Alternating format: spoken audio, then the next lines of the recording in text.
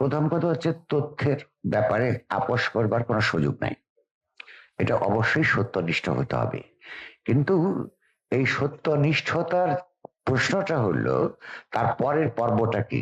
এটা হচ্ছে সাংবাদিকতা। আমি যদ্দূর ইংরেজি ডিপার্টমেন্ট সাংবাদিকতা থেকে মাত্র একতলা এদিক ওদিক ছিল, ফলে সামান্য যেটুকু খবর আমরা পেতাম ওইখান থেকে আপনাদের এখানে পড়ানো হয় যে একটা গ্লাসের মধ্যে অর্ধেক পানি থাকলে আমি এটা কিভাবে বলবো পানি অর্ধেক, এটা তথ্য।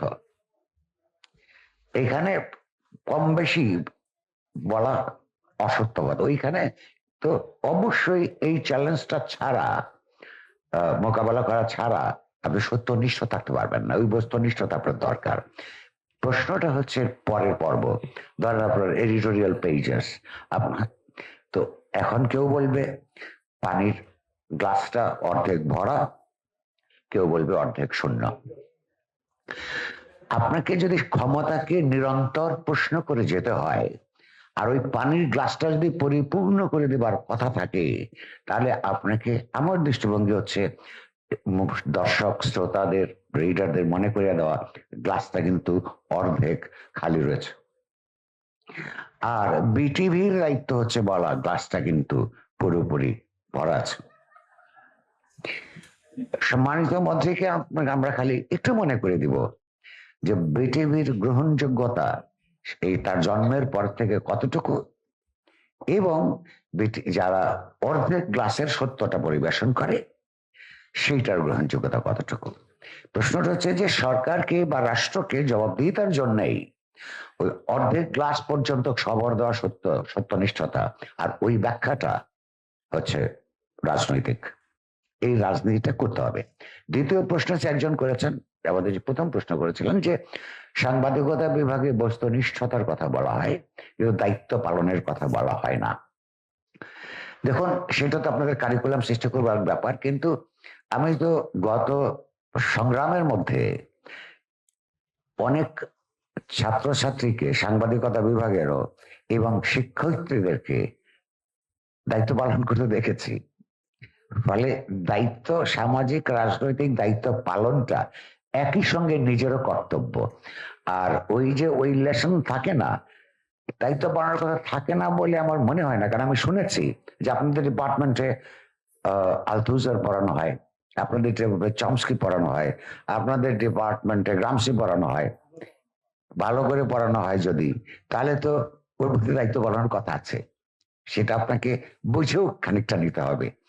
বরং এটা যা সাংবাদিকতা বিভাগের শিক্ষয়িত্রীদের যারা এখানে আছেন অত্যন্ত সম্মানিত, তাদের কাছ থেকে হয়তো অন্য সময় আমি একদিন তাদের কাছে এসে একটা জিনিস বুঝবার চেষ্টা করব যে যেই ক্লাসরুমে এই গ্রামসি, আলতুজার কিংবা ধরুন চমস্কি পড়ানো হয়, সেই ক্লাসরুমের শিক্ষার্থীরা এখানে যখন কর্মজীবন শেষে প্রায়োগিক সাংবাদিকতায় শুরু করে, তাদের অনেকের সঙ্গে আমার পরিচয় আছে আমার পেশাগত কারণেই, তারা কি করে শাসক শ্রেণীর রাজনীতির মধ্যে বুঁদ হয়ে থাকতে পারে।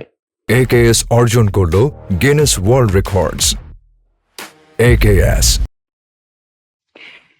ফলে এটা আরো ভালো করে পড়ানোর দরকার আছে কিনা একটু ভেবে দেখবার জন্য আমার একটা বিনীত অনুরোধ থাকলো। আমি আরেকটা ছোট্ট প্রশ্ন, আরেকটা আলোচনা এখানেই সেদিন তুলেছিলাম, আমি আপনাদের কাছে এটা তুলে রাখতে চাই।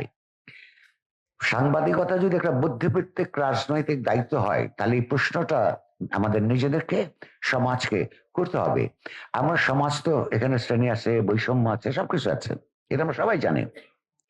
তাহলে ধরুন এসালম কিংবা ধরুন একজন এসালামের মতন একজন লুটেরা বিত্তবান আর একজন মদি দোকানের গনিমিয়া এক পার্টি কিভাবে করে? তারা তো পরস্পরের, তাদের স্বার্থ তো পরস্পরের বিরুদ্ধে।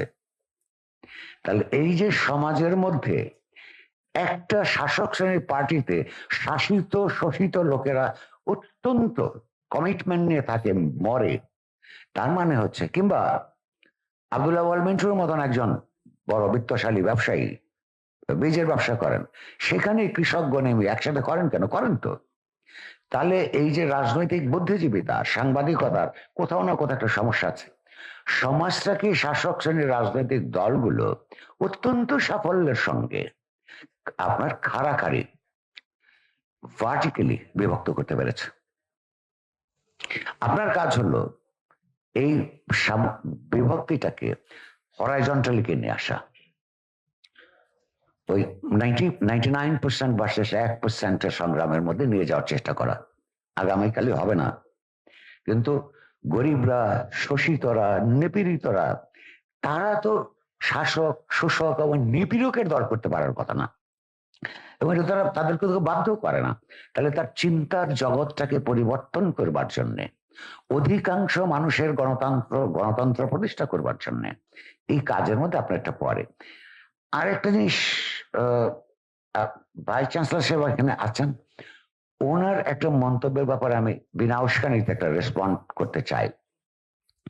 সেইটা হচ্ছে যে উনি বলেছেন যে ঢাকা বিশ্ববিদ্যালয়ের সাংবাদিকতা বিভাগকে বিভক্ত করে যে 4টা করা হয়েছে, একটা লাইন তিনি বলেছেন যে এটা ভালোই হয়েছে। না, ভালো হয় নাই, এটা আমার পরিষ্কার বক্তব্য। এর পক্ষে আর 2 মিনিট আমাকে বলার সুযোগ দেন, আমি বলে চলে যাই। Knowledge system is a comprehensive system. পুঁজিতান্ত্রিক ব্যবস্থার কথা বলেছিলেন আপনি। বাংলাদেশের সমস্যা যেখানে একটা পুঁজিতন্ত্র ঠিক মতো হয় নাই, এই বিকৃত পুঁজিতান্ত্রিক ব্যবস্থায় নলেজকে আপনার কম্পার্টমেন্টালাইজ করে ফেলে।